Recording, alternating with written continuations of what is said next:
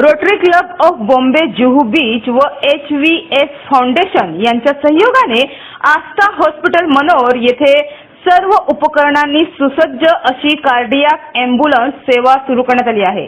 या ॲम्ब्युलन्सचे उद्घाटन कार्यक्रमाच्या प्रमुख पाहुण्या doctor Indumati Gopinathan, Rajendra Unnikrishnan, rotary club of Juhu बीचच्या माजी अध्यक्षा हेमा अनारकर व विद्यमान अध्यक्ष उदयन भट यांच्या हस्ते आस्था हॉस्पिटल मनोर येथे पार पडला। ही ambulance ventilator, defibrillator, monitor, syringe pump, oxygen आदी अद्ययावत उपकरणांनी सुसज्ज आहे। ही उपकरणे लंडन स्थित दीपक व मोहित शर्मा यांनी त्यांचे वडील कै श्री मोहनलाल शर्मा यांच्या स्मृतीप्रित्यर्थ दान केली आहेत।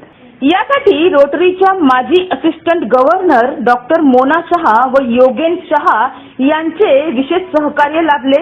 रोटरी क्लब ऑफ पालघर यांच्या सहकार्याने ही ॲम्ब्युलन्स देण्यात आली आहे। तसेच rotary club of manor highway यांचे देखील मोलाचे सहकार्य लाभले आहे।